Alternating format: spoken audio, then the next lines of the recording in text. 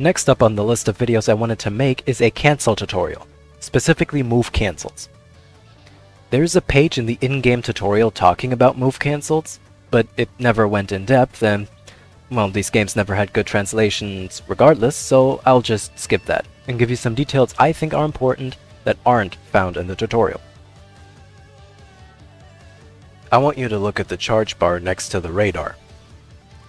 This charge bar will fill while you're charging an attack. Any attacks that don't fill this bar are not cancelable, and I will ignore these from now on.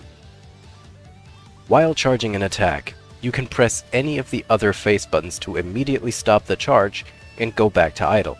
Cancelable attacks include the smash, the dash smash, the jump smash, the heavy finish, the Kiai cannon, the blaster wave, the rolling hammer, the ground slash, the lift strike, and the illusion slash. A special exception is the throw. We'll get to that one later. Whenever ki is involved, however, attacks become uncancelable.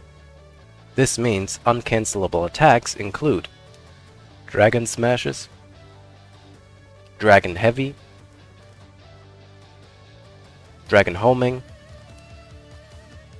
and of course, any kind of charge ki blasts or chargeable blast 2s. It's important to note that the movement speed you had in the attack charge will stay when canceling. We'll cover this in a bit. Another option at your disposal is the cancel counter. This one is character specific, which means not all characters have this, but for those that do, if you hold the button you use to cancel, you enter a counter stance. So, now we know what we can cancel. Great! But how does this help us in a match? What are the applications of move canceling? There are some applications that are universal across all cancels. Obviously, you can use this as a mix-up, right? Baiting a response for one attack, but switching it with another attack where the response is useless. Here, I'm using a ground slash to bait the low guard, but cancel and use a down smash instead, which needs to be blocked high. The cancel counter can also be used as a mix-up.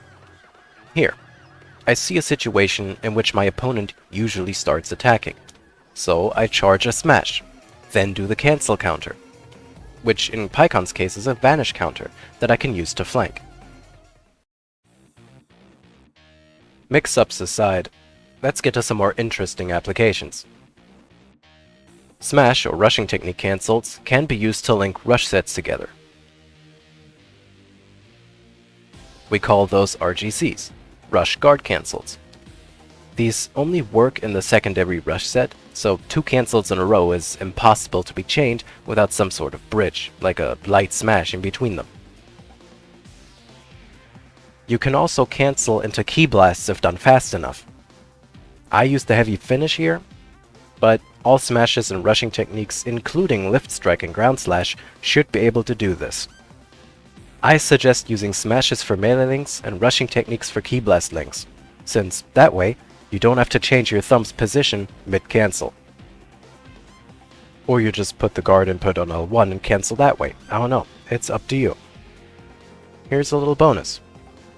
Now, this is very difficult, but with some characters it is possible to flank using the rushing technique cancels. In this clip, I'm using Goku's heavy finish, but cancel it and immediately fire 2 ki blasts, which allows me to free will and flank the opponent without dropping the combo. Dash smashes are probably the most commonly used tool for approaching, however, they can be easily blocked. If cancelled though, you'll keep the momentum of the dash in form of a slide, which allows for positioning-based mix-ups. One application is dash smashing to bait a block, but cancelling it and using the slide to flank instead, punishing the block. Quick side note though, against the CPU, this is pretty useless, since the CPU is really stupid, and it just straight up doesn't guard the dash smash. Jump smashes also carry momentum. Cancelling this move will give you its speed in form of a slide, which, even when used point blank, has enough speed to fling you outside of the step-in barrier. This flinging property is why we call this cancel the slingshot. Another property of the jump smash, or all chargeable melee attacks for that matter, is that you gain super armor while charging. Regular attacks or ki blasts will not stop you. One application of the slingshot is to quickly move outside of the step-in barrier and launch a blast too.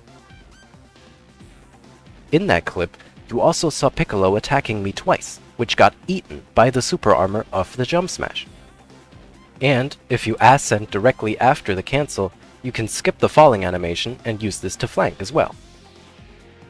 For those unaware, the illusion slash is a ground slash that you can do after landing on the ground, after a jump smash, and yes, also after a jump smash cancel. One application of this is countering someone defending your jump smash by canceling the jump smash and using the illusion slash instead, which goes through neutral guard. Now of course, this illusion slash can also be cancelled.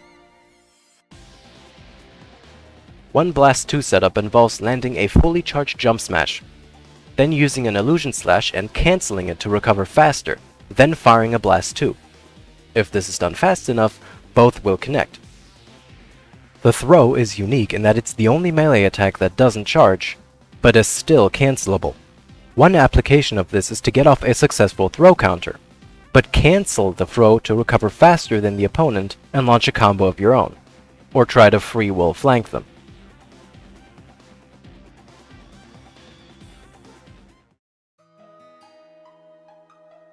Cancels in Tenkaichi 2 are versatile.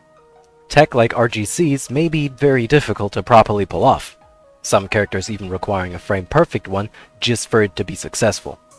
But the majority of these aren't that hard at all. The slingshot, for example, could fit into any casual's toolset. If you're not using these while playing Tenkaichi 2, you're missing out big time.